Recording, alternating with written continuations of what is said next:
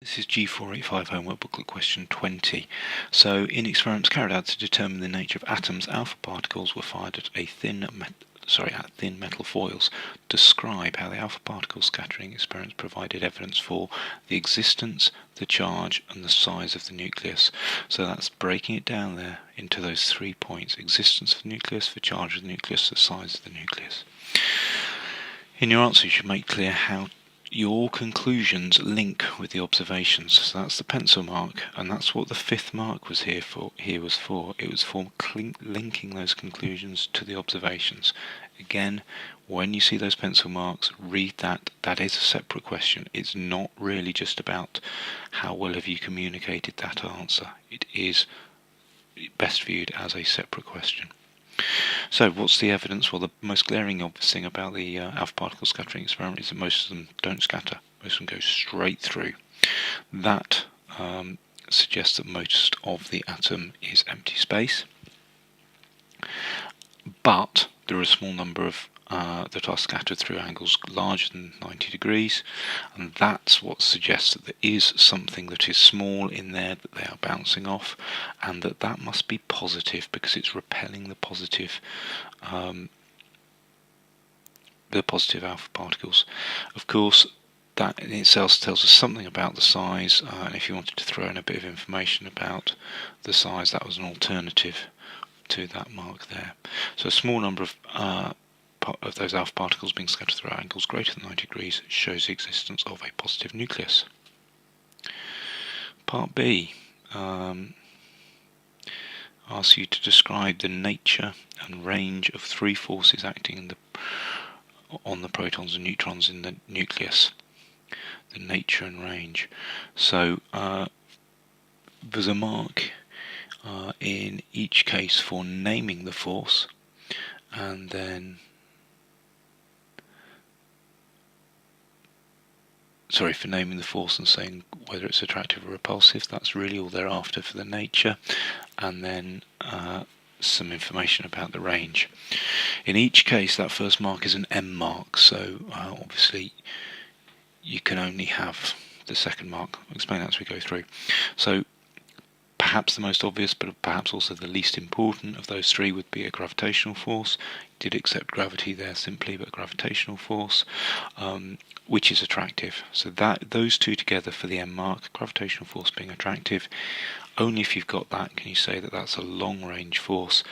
One way of describing that really would be saying it's a 1 upon r squared. So we can't say anything more precise than that. It's long range.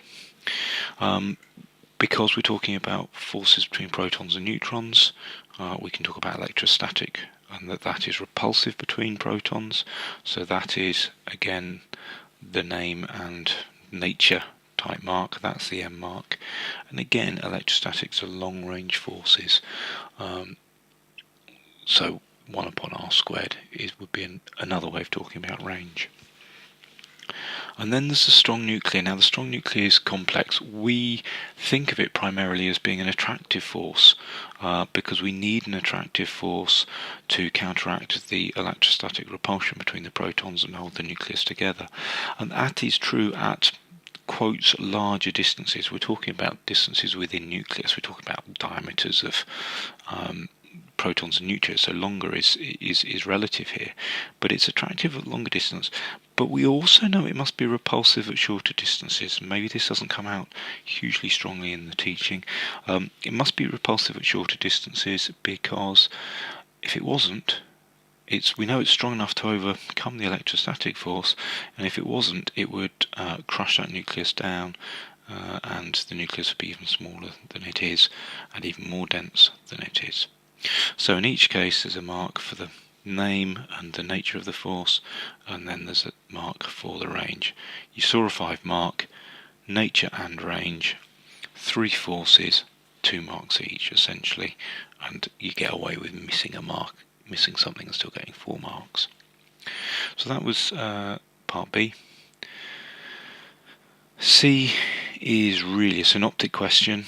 We've got a radius, of that nucleus, and we've got the mass of the nucleon. You have to know what that 235 number means, which I guess stops it being entirely synoptic. So we've got the mass is 235 times the average mass of the nucleon number times the mass of each one, gives us the overall mass of the nucleus.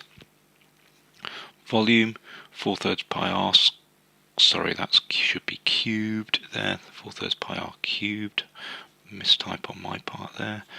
Let me just correct that.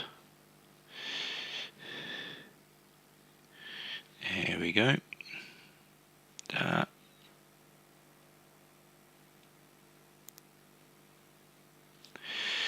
And okay, we go back to the 4/3 pi r cubed, and that gives you that volume that we've got there. And the density, remembering simply that's mass divided by the volume.